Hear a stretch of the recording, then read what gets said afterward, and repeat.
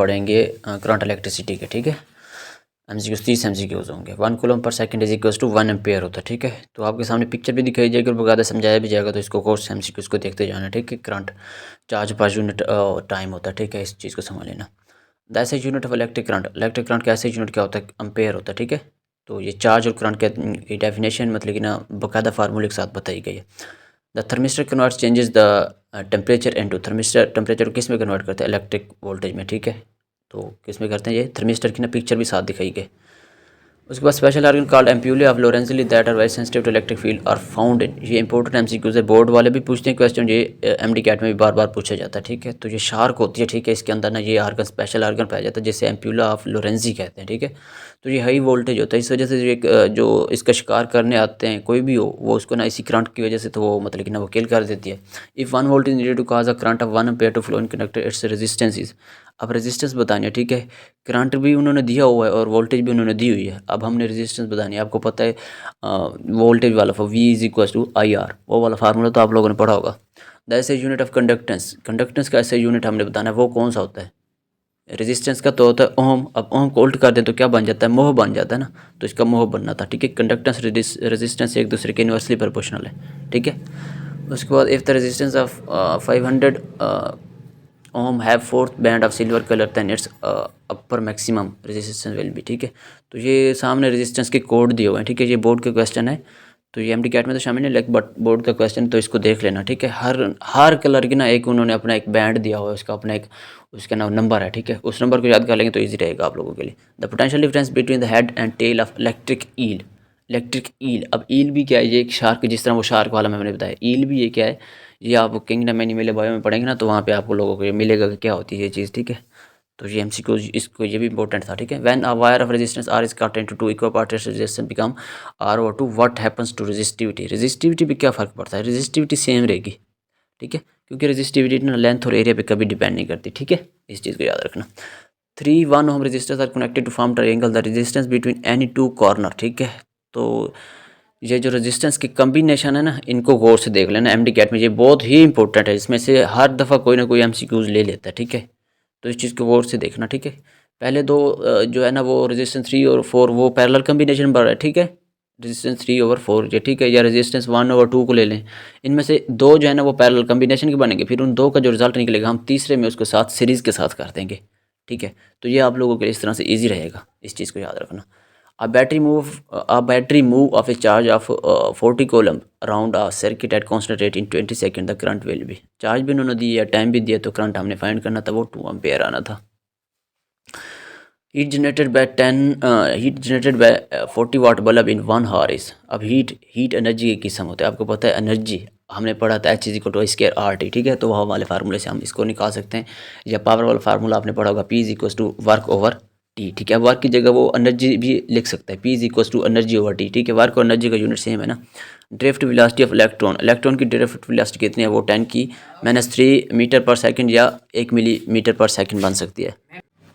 तो ये drift velocity of electron की थी, ठीक है। तो 1 मिलीमीटर पर सेकंड भी इसको लिख सकते हैं, ठीक है। तो इस चीज़ की ये इंपॉर्टेंट MCQ से बार बार वो पूछता है। द रेसिप्रोकल ऑफ रेजिस्टेंस, मैं पहले बता चुका हूँ, रेसिप्रोकल ऑफ रेजिस्टेंस यानी इन्वर्सली प्रोपोर्शनल एक दूसरे के होते हैं, तो वो कौन से होते हैं, कंडक्टेंस और रेजिस्टेंस एक दूसरे के इन्वर्सली प्रोपोर्शनल होते हैं, ठीक है। The numerical value of black colour in carbon register में न्यूमेरिकल वैल्यू रेजिस्टेंस की कितनी है, वो 0 होती है, ठीक है।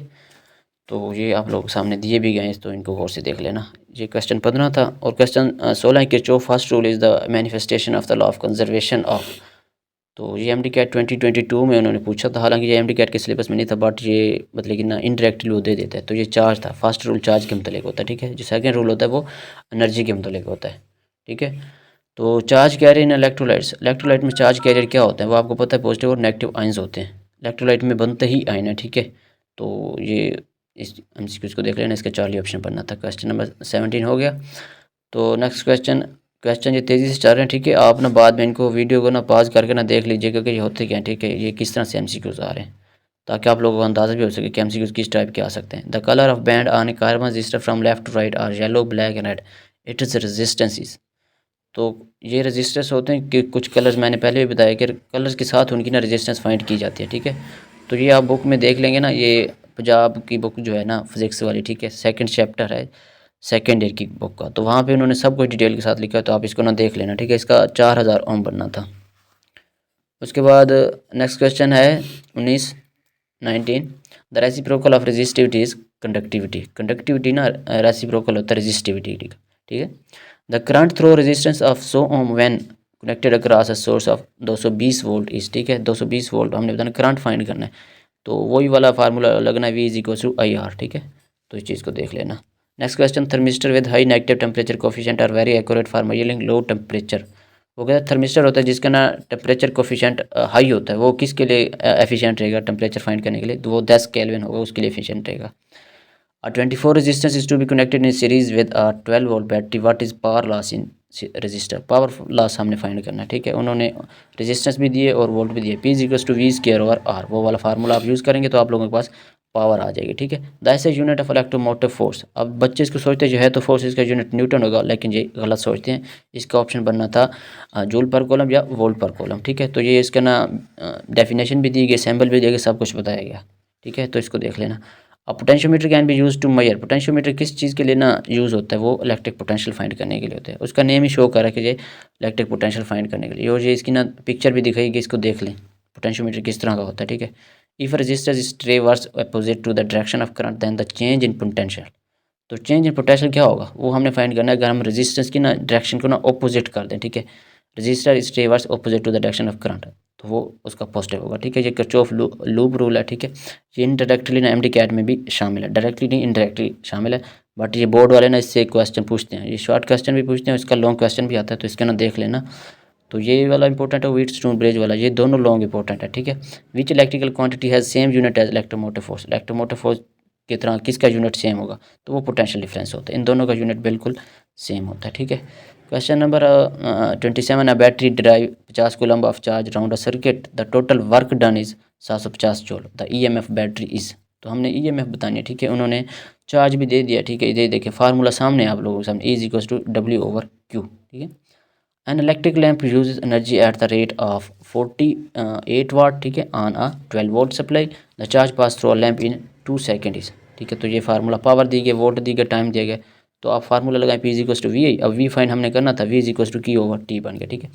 सेकंड लास्ट क्वेश्चन है, if a resistor is traverse in the direction of current then the change in potential is negative, ठीक है। वही किरचॉफ लूप रूल आ गया, ठीक है। 2 MCQs इसमें से आ चुके हैं। For ohmic devices the IV graph is, ohmic devices के लिए ग्राफ IV क्या होता है वो हमने बताना, स्ट्रेट लाइन होता है। नॉन ओमिक के लिए वो चेंज हो जाता है, ठीक है, वो कर्व उसके ना बन जाते हैं। तो ये 30 MCQs थे, ठीक है। तो ये ओमिक के जो तीनों के तीनों ग्राफ है ना, इनको गौर से देखना, इसमें से ना MCQs बनते हैं। अगर वीडियो अच्छी लगे तो चैनल को सब्सक्राइब कर दिए और वीडियो को लाइक कर दीजिए।